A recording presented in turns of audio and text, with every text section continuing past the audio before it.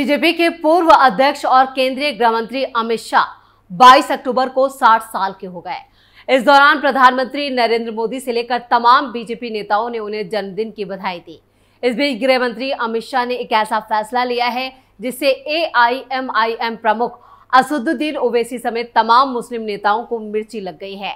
कट्टरपंथियों की चीख निकल रही है। शाह के ऐलान ने विपक्ष का भी काम तमाम कर दिया है।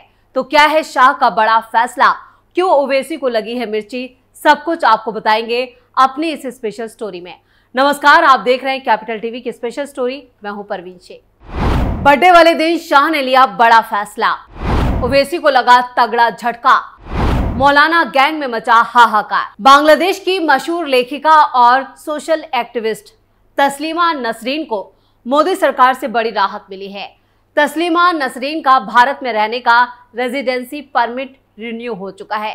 हालांकि इसको लेकर उन्होंने कोई आधिकारिक बयान नहीं दिया है, लेकिन उन्होंने गृह मंत्री अमित शाह को सोशल मीडिया पर धन्यवाद जरूर कहा है। आपको बता दें कि केंद्रीय गृह मंत्रालय ने 22 अक्टूबर को बांग्लादेश की निर्वासित लेखिका तस्लीमा नसरीन का भारतीय रेजिडेंस परमिट बढ़ाने का फैसला किया।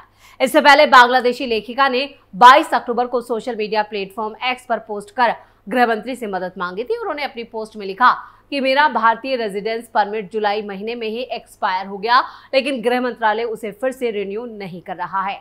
गृह मंत्रालय से परमिट मिलने के बाद लेखिका तस्लीमा नसरीन ने सोशल मीडिया प्लेटफॉर्म एक्स पर पोस्ट कर गृह मंत्री अमित शाह का आभार व्यक्त किया। आपको बता दें कि तस्लीमा भारत को अपना दूसरा घर बताती है। उनका कहना है कि अगर केंद्र सरकार मुझे भारत में रहने देगी तो मैं उनकी शुक्रगुजार रहूंगी। गौरतलब है कि बांग्लादेश में जन्मी तस्लीमा नसरीन अभी भारत में रह रही हैं और वो अक्सर इस्लामिक कट्टरपंथियों के निशाने पर रहती हैं। तस्लीमा ने 90 के दशक में लज्जा और अमर में बेला नाम की 2 किताबें लिखी थी। उनकी इस किताब का इस्लामिक जगत पे काफी विरोध हुआ था।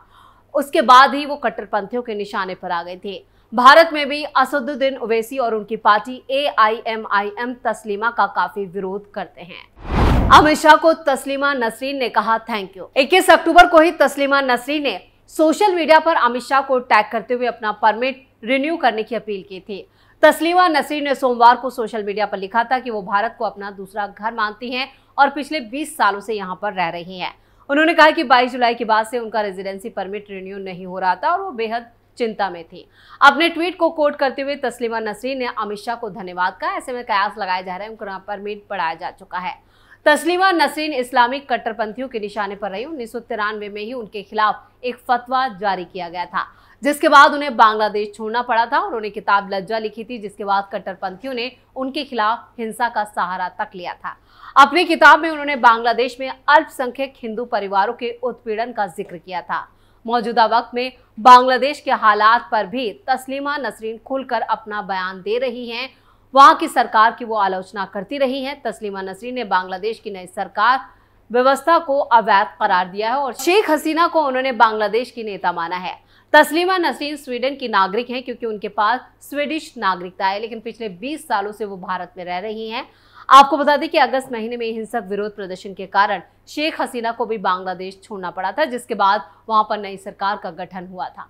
यह अंतरिम सरकार है और मोहम्मद यूनिस को सरकार का मुख्य सलाहकार नियुक्त किया गया है। हिंसक प्रदर्शन के दौरान बांग्लादेश में हिंदुओं पर काफी जुल्म हुआ और प्रताड़ित किया गया, जिसको लेकर तस्लीमा नसरीन के कई बयान भी सामने आए थे। डॉक्टर बिटिया के माता पिता ने लिखा खत को पढ़कर रोने लगे अमित शाह। फौरन मुलाकात के लिए दिया वक्त। कोलकाता के आरजीकर मेडिकल कॉलेज और हॉस्पिटल में करीब 2 महीने पहले रेप और मर्डर की घटना ने पूरे देश को झकझोर कर रख दिया था। वहीं अब पीड़िता के पिता ने केंद्रीय गृह मंत्री अमित शाह को उनके जन्मदिन के मौके पर एक खत लिखा है।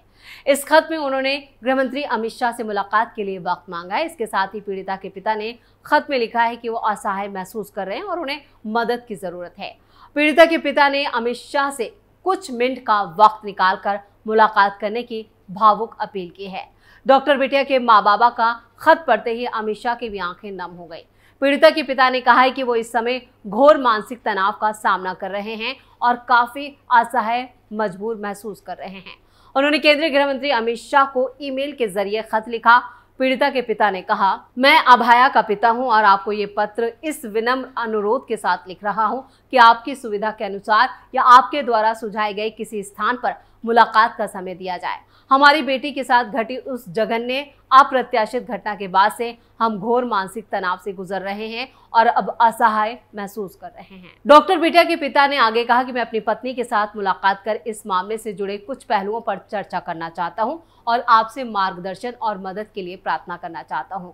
मैं आपसे बात करने और इस मुद्दे पर आपकी अंतर्दृष्टि प्राप्त करने के मौके के लिए वास्तव में आभारी होऊंगा, क्योंकि मेरा मानना है कि आपका अनुभव और मार्गदर्शन अमूल्य होगा। उन्होंने अमित शाह से कुछ मिनट का वक्त निकालने का अनुरोध किया। उन्होंने कहा, कृपया मुझे बताएं कि आप कब और कहां हमारे लिए कुछ मिनट निकाल सकते हैं, फिर हम खुद को तैयार कर सकते हैं। मैं आपके समय और इस अनुरोध पर विचार करने के लिए आपका आभार व्यक्त करता हूं और आपकी अनुकूल प्रतिक्रिया की प्रतीक्षा कर रहा हूं।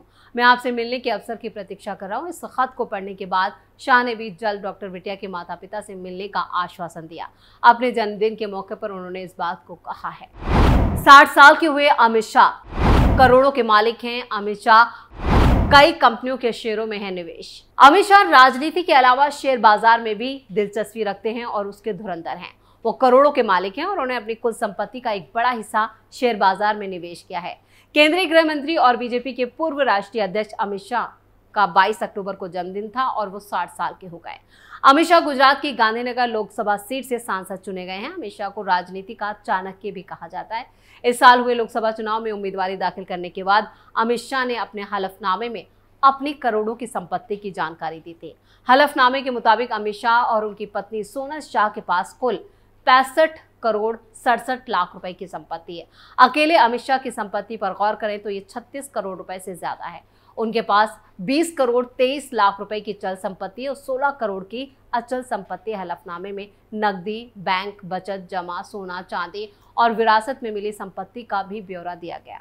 उनके पास कोई गाड़ी नहीं है। अमित शाह ने शेयर बाजार में भारी निवेश किया। हलफनामे के मुताबिक अमित शाह के पास 17 करोड़ रुपए से ज्यादा के शेयर है।